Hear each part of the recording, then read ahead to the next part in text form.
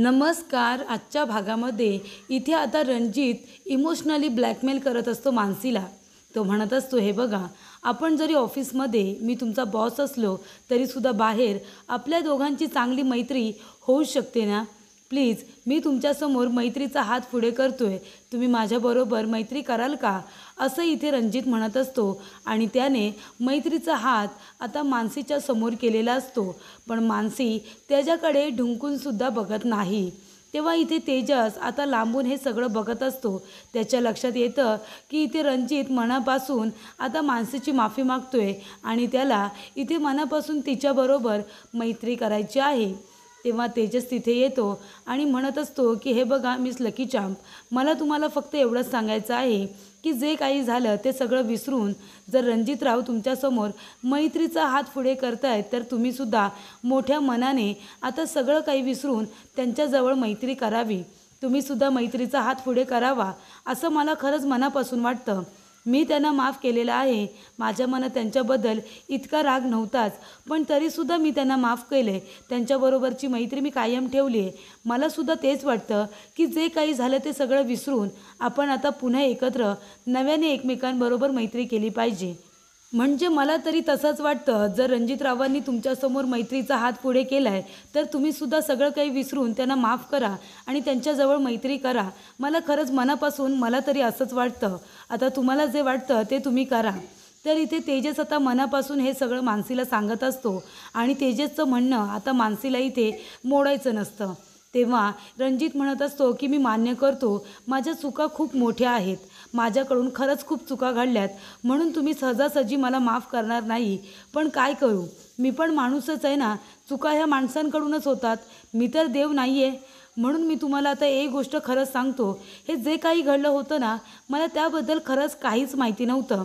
आपलं लग्न ठरलं तेव्हा आपण दोघेही किती खुश, किती आनंदी होतो. आणि माझ्याकडून कधीतरी तुम्हाला असं वाटलं का की मी तुमच्याकडून काही मागणी केली किंवा तुमच्या वडिलांकडून काही मागणी केली. आता आईने तुमच्या वडिलांकडून एवढं सगळं मागितलं, एवढी मागणी केली आहे. मला खरंच मी तुम्हाला सांगतो, मी अगदी शपथ घेऊन तुम्हाला सांगतो, मला या सगळ्याबद्दल खरंच काहीच माहितीच नव्हतं. पण जर मला हे सगळं कळलं असतं तर तुम्हाला एवढं तरी माहिती आहे ना की माझा स्वभाव कसा आहे. मी आईला हे सगळं करण्यापासून नक्कीच अडवलं असतं, नक्कीच थांबवलं असतं. पण आईने हे सगळं माझ्यापासून त्यावेळेला लपून ठेवलं होतं. मला खरंच माहिती नव्हतं की आईने तुमच्या वडिलांकडून हे एवढं सगळं मागितलं होतं आणि तुमचे वडीलसुद्धा ते द्यायला तयार झाले होते. मी तर खूप आनंदी होतो की माझं लग्न तुमच्याबरोबर होणार आहे. मला बाकीच्या गोष्टी माहिती नव्हत्या आणि जर मला ते आधीच कळलं असतं ना, तर तुम्हाला माहिती आहे ना माझा स्वभाव, एवढं तरी तुम्ही मला ओळखलं असेल ना की मी हे सगळं तेव्हाच थांबवलं असतं, काहीतरी याच्यामध्ये बदल घडवून आणला असता. मी हे सुद्धा मान्य करतो की जेव्हा आपलं लग्न तुटलं तेव्हा मी काहीतरी स्टँड घ्यायला हवा होता. मी आईला काहीतरी बोलायला हवं होतं. पण आता तुम्हीच सांगा ना, माणूस म्हटल्यानंतर प्रत्येक गोष्ट ही आपल्या हातात असते का? नाही हो. त्यावेळेला मला खरंच काही सुचलं नाही आणि काही गोष्टी आपल्या उशिरा लक्षात येतात, काही गोष्टी आपल्याला उशिरा कळतात आणि जेव्हा त्या कळतात तेव्हा खरं तर आपण त्या समजून घ्यायला हव्या, त्यांना संधी दिली पाहिजे. पण मला तर ती संधीसुद्धा मिळाली नाही. तुम्हाला तर चांगलंच माहिती आहे, मी सगळं व्यवस्थित करण्याचा प्रयत्न करत होतो ना, पण ती संधीसुद्धा मला मिळाली नाही.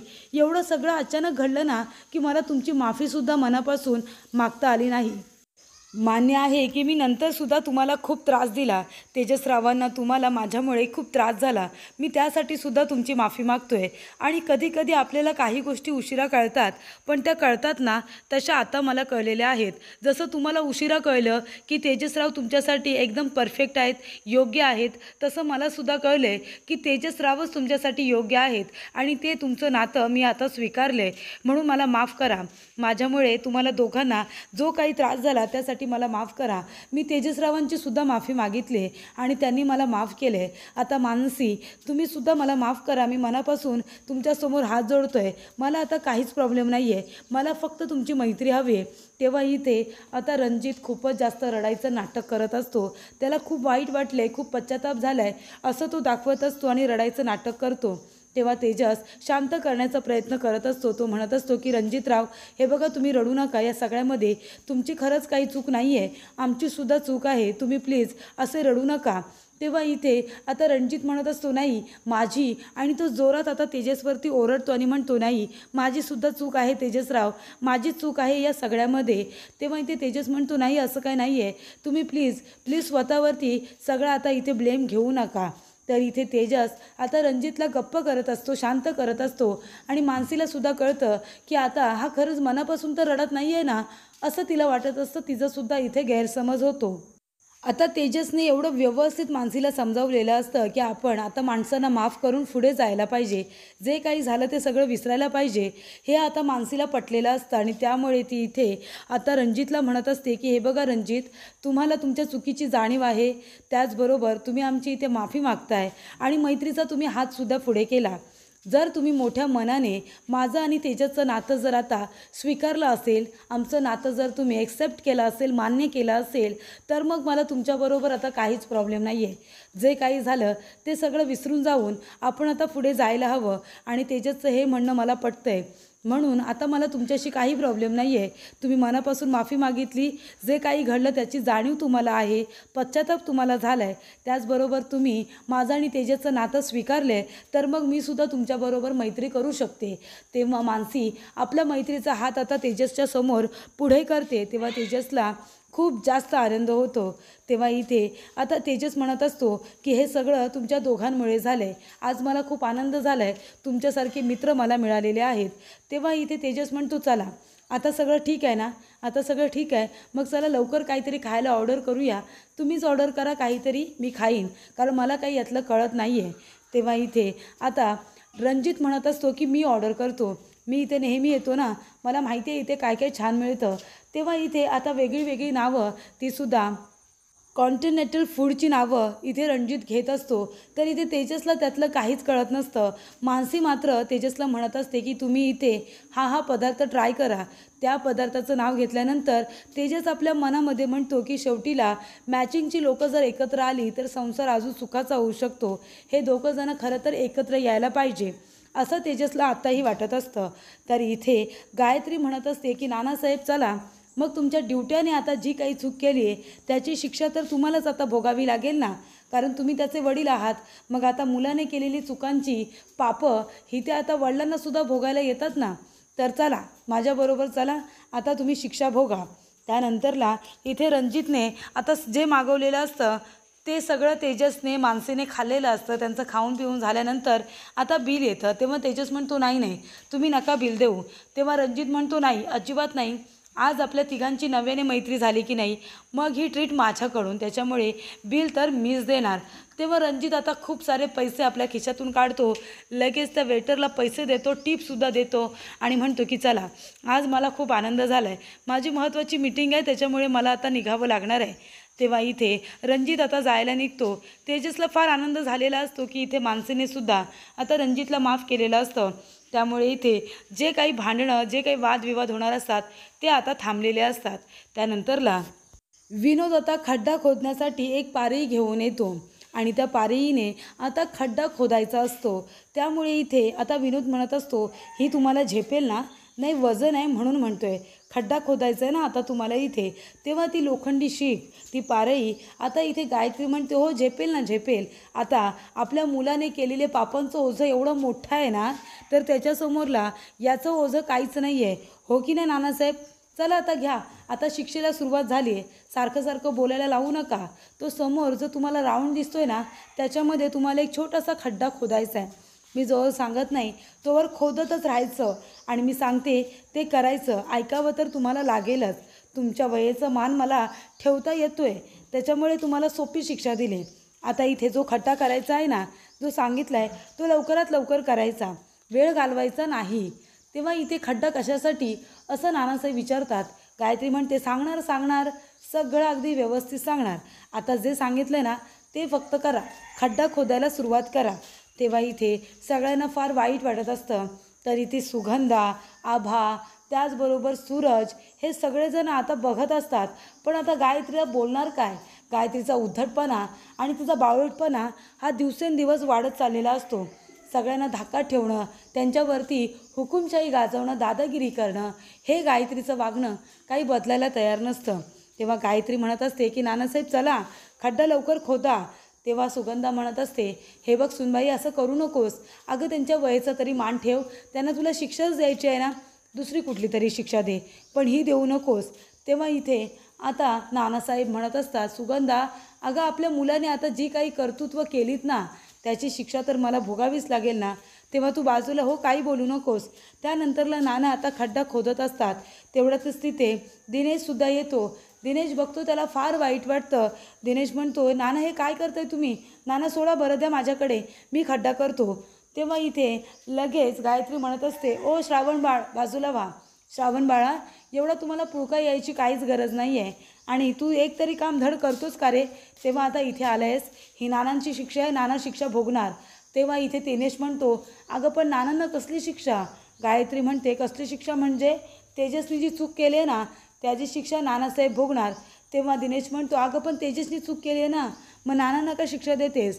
तेव्हा सुगंधा म्हणते, दिनेश थांबव रे सुनबाईला. सूरज तू तरी काहीतरी बोल तुझ्या वहिनीला.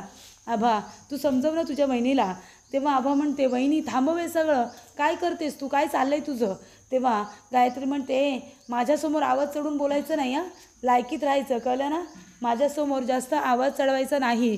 तुझ्या भावाने जे कर्तृत्व केले ना, त्याची शिक्षा नानासाहेब भोगतायत हे विसरू नको, आणि त्यांना ती शिक्षा भोगावी लागेलच. मी किती वेळा सांगितलं आहे, नानासाहेबांचं चुकलं. ज्या वेळेला तेजसने चोरी केली, माझ्या कपाटातून पैसे चोरले, त्यावेळेलाच नानासाहेबांनी त्याचा कान पकडायला हवा होता, आणि प्रॉपर्टीच्या पेपरवरती त्याला सही करायला सांगायला हवी होती, पण त्यांनी तसं नाही केलं. मग ही चूक कुणाची आहे? नानासाहेबांची चूक आहे ना. आपल्या ड्युट्याला सुधारण्यासाठी त्याला त्या वेळेला शिक्षा दिली असती, त्याचा कान धरला असता ना, तर ही अशी वेळ आली नसती नानासाहेबांवरती. तेव्हा इथे तेजस म्हणत असतो की मिस मानसी, तुम्हाला खरं सांगू का, तुम्ही बरं झालं त्या रणजितला माफ केलं. म्हणजे कशाला ना उगाच मनामध्ये एकमेकांबद्दल राग ठेवायचा.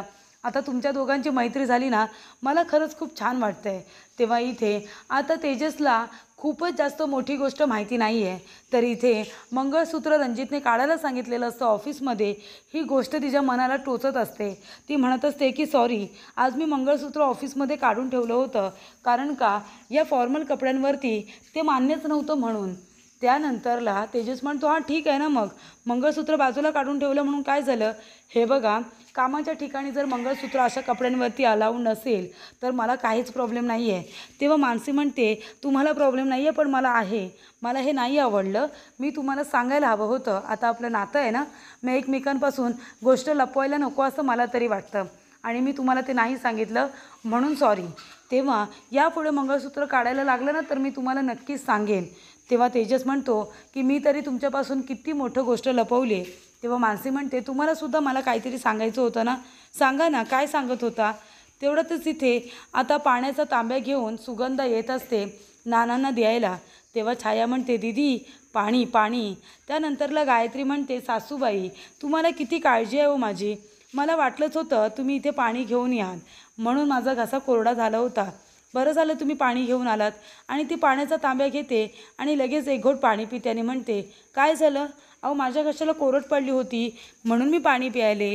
हे पाणी तुम्ही नानांसाठी आणलं होतं का? नानासाहेब हे घ्या, पाणी घ्या. आणि ती आता त्या खड्ड्यामध्ये पाणी होत त्याने म्हणते, तुमच्यासाठी सोपं केलं. आता पाणी टाकले ना, खड्डा लवकर खोदला जाईल. चला चला, आता पहिल्यांदा आणि शेवटचं पुन्हा एकदा सांगते, खड्डा खोदायला सुरुवात करा.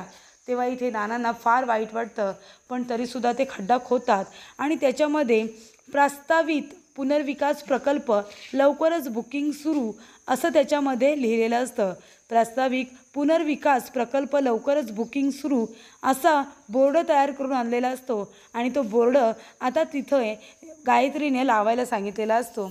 विनोद तो आणतो आणि त्या खड्ड्यामध्ये आता तो बोर्ड लावतो. तेवढ्यातच तिथे तेजस आणि मानसी दोघंजण आलेले असतात. तेव्हा तेजस लगेच नानांच्या हातातून फावडा घेतो आणि म्हणतो, नाना हे सगळं काय चाललं आहे? काय करताय तुम्ही? हे सगळं काय करायची गरज आहे? तेव्हा इथे आता गायत्रीला खूपच जास्त हसायला आलेलं असतं. तर पुढील भागामध्ये आपण बघूया, इथे बार फटाके वाजवलेले असतात, खूप आवाज होत असतो. तेव्हा तिथे गायत्री येते आणि म्हणते, हे सगळं कोण करतं आहे? तेजस असं ती जोरात ओरडते आणि ती म्हणते, कुठे गेलाय प्रभूंचा ड्युटा? तेव्हा तेजस म्हणत असतो, इकडे आहे प्रभूंचा ड्युटा, इकडे आहे. आणि तो छान चहा पित असतो आणि म्हणत असतो की प्रभूंचा ड्युटा इथे आहे. आता या घरामध्ये दिवाळी धूमधडाक्यात साजरी होणार. कारण का तेजसला दिलेलं तुम्ही चॅलेंज तेजस पूर्ण करून आता पुन्हा तो घरामध्ये आलेला आहे, असं तेजस ठामपणे गायत्रीला सांगत असतो.